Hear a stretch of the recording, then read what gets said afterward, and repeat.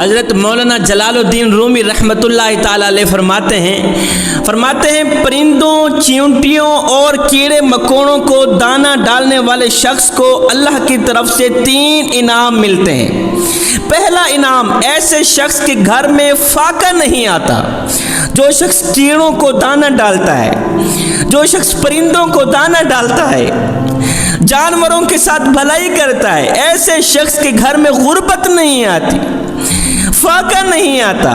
جس طرح انسان کو انسانوں کے ساتھ بھلائی کرنے کا اجر و ثواب ملتا ہے، سیم اسی طرح پرندوں کو دانہ ڈالنے کا بھی اجر و ثواب ملتا ہے، جانوروں کے ساتھ بھلائی کرنے کا بھی اجر و ثواب ملتا ہے، جانوروں کو پانی پلانے کا بھی ویسے ہی اجر و ثواب ملتا ہے جس طرح انسان کسی پیاسے انسان کو پانی پلاتا ہے۔ میرے کریم نبی نے ایک گنہگار شخص کا واقعہ سنایا۔ میرے نبی نے فرمایا، صحابہ، تم سے پہلی امتوں میں سے ایک گنہگار تھا، بدکار تھا، سیاہکار تھا۔ وہ سفر کو جا رہا تھا، کافی سفر طے کرنے کے بعد اس کے پاس پانی ختم ہو گیا۔ 3 دن وہ بیچارہ پیاسا رہا۔ 3 دن کا بندہ پیاسا ہو، بتاؤ اس کو پانی کی کتنی ضرورت ہوتی ہوگی۔ اسے شدید پیاس لگی ہوئی تھی۔ کافی بھاگ دوڑ کرنے کے بعد، کافی تلاشی کے بعد اسے ایک کنواں ملا۔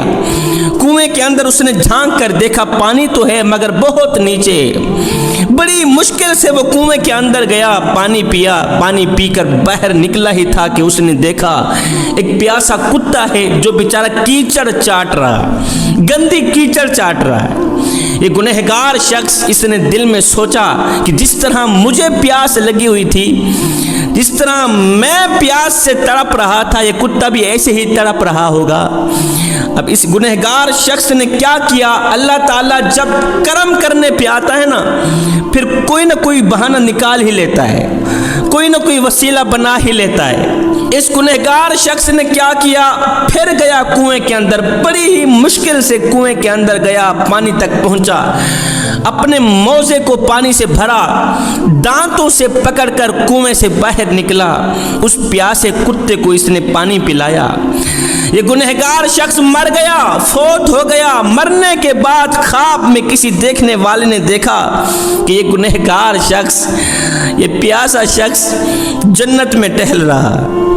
دیکھنے والے نے حیرانی کے عالم میں گمسم ہو کر پوچھا، میاں تو گنہگار تھا، بدکار تھا، تیرا ٹھکانہ تو جہنم میں ہونا چاہیے تھا، تو جنت میں کیسے ٹہل رہا ہے؟ اس نے کہا، چپ کر، اب میں جہنمی نہیں ہوں، الحمدللہ اللہ تعالیٰ نے مجھے بخش دیا ہے، میں تو جنتی ہوں۔ اس شخص نے کہا، آخر کون سا ایسا تو نے نیک عمل کیا تھا؟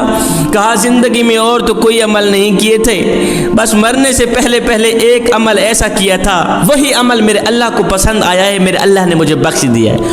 وہ کون سا نیک عمل تھا؟ کہ میں نے پیاسے کتے کو پانی پلایا تھا۔ سبحان اللہ۔ آپ اندازہ تو لگائیں، اگر ایک گنہگار انسان، بدکار انسان، سیاہکار انسان، خطاکار انسان، ڈوبا ہوا ذلیل انسان اگر ایک پیاسے کتے کو پانی پلائے تو میرا اللہ اس پیاسے کتے کا حیا کر کے گنہگار کو بخش دیتا ہے۔ اس بات کا تو کوئی جوڑ ہی نہیں مخلوق خدا کے ساتھ۔ جو شخص انسانوں کی خدمت کرتا ہے، پیاسے انسان کو پانی پلاتا ہے، بھوکے کو روٹی کھلاتا ہے، ضرورت مند کی ضرورت کو پوری کرتا ہے، اللہ تعالیٰ اس کو کتنا اجر دیتا ہوگا، اللہ تعالیٰ ایسے شخص پہ کتنا راضی ہوگا۔ میں تو بات بات پہ کہتا ہوں، صاحب، عبادت اس مقام تک نہیں پہنچاتی جہاں کسی کی خدمت پہنچاتی، جہاں غریب کو دی روٹی پہنچاتی ہے، ضرورت مند کی ضرورت پورے کرنے والی عادت پہنچاتی، عبادت اس مقام تک نہیں پہنچاتی جہاں غریب کی خدمت پہنچاتی۔ میرے کریم نبی نے فرمایا بس وہی عمل میرے اللہ کو اتنا پسند آیا کہ پیاسے کتے کا حیا کر کے میرے اللہ نے اس گنہگار کے تمام گناہوں کو بخش دیا۔ اب ایک دوسری حدیث میں تصویر کا دوسرا رخ بیان کرتے ہوئے میرے کریم نبی نے فرمایا بنی اسرائیل میں سے ایک خاتون تھی جو خود کو اللہ کے سامنے بڑی ہی مقبول ترین خاتون سمجھتی تھی، دیگر عورتیں بھی یہی سمجھتی تھیں کہ یہ اللہ کی نیک ہے، ولیہ ہے۔ اس خاتون نے گھر میں بلی پال رکھی تھی، بلی کو گھر میں باندھ رکھا تھا۔ وہ کم وقت اس بلی کی خوراک کا بندوبست نہ کر سکی، اسے بھول گیا کہ میرے گھر میں بلی بھی بندھی ہوئی ہے، حتیٰ کہ وہ بلی پیاسی اور بھوکی مر گئی۔ یہ عمل میرے اللہ کو اتنا ناپسند تھا کہ مرنے کے بعد میرے اللہ نے اس خاتون کے تمام نیکیوں کو اس کے منہ پر مار دیا۔ اس بلی کے مرنے کے جرم کی وجہ سے اسے جہنم میں ڈال دیا۔ شیخ سعدی رحمۃ اللہ تعالی علیہ ایک واقعہ بیان کرتے ہیں، کہتے ہیں کہ ایک گنہگار شخص تھا، وہ فوت ہو گیا۔ اس کے عزیز و اقارب نے اس کو غسل دیا، جنازہ پڑھا، اس کی تدفین کی۔ تدفین کرنے کے بعد سارے گھر آئے، کسی نے خواب میں دیکھا کہ وہ شخص قبر کے اندر خوشحال بیٹھا ہوا ہے۔ جیسا کہ میرے نبی نے فرمایا، قبر آخرت کی منزلوں میں سے پہلی منزل ہے، اگر یہاں نجات مل گئی تو بعد کے سارے مراحل آسان ہو جائیں گے، اگر یہاں نجات نہ ملی تو بعد کے سارے مراحل دشوار ہو جائیں گے۔ قبر سے نجات پا کر وہ شخص خوشحال قبر کے اندر بیٹھا ہے۔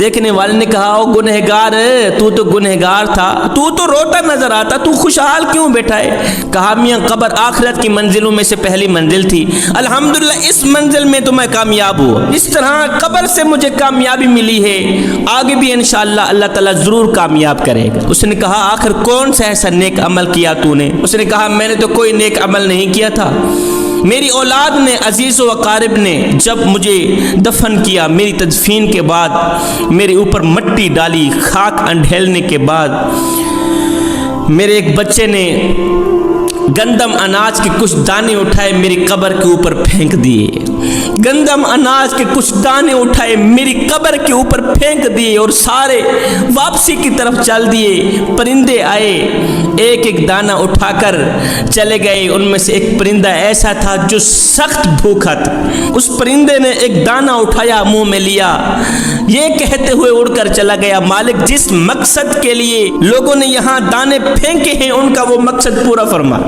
جبکہ میرے بچے نے اس مقصد کے لیے میری قبر کے اوپر دانے ڈالے تھے کہ چرند پرند کیڑے مکوڑے کھائیں گے اور یہ میرے باپ کے لیے صدقہ جاریہ بن جائے گا، اور اسی عمل کی وجہ سے اللہ تعالیٰ میرے باپ کو بخش دے گا۔ اب میرے نام پر میرے بیٹے نے بھوکے پرندے کو ایک دانہ ڈالا ہے، بس اس دانے کے صدقے سے اللہ تعالیٰ نے مجھے قبر سے نجات دلائی، اللہ نے مجھے قبر کے عذاب سے بچا لیا ہے، ایک دانے کے صدقے اللہ تعالیٰ نے مجھے قبر کی کیڑوں سے بچا لیا۔ حضرت مولانا جلال الدین رومی رحمۃ اللہ تعالیٰ علیہ فرماتے ہیں پرندوں، چرندوں اور کیڑے مکوڑوں کو دانہ ڈالنے والے شخص کو اللہ کی طرف سے 3 انعام ملتے ہیں۔ نمبر 1، اس کے گھر میں فاقہ نہیں آتا، اس کے گھر میں غربت نہیں آتی، غربت کے جنازے نکل جاتے ہیں، امیری عروج پر آ جاتی ہے۔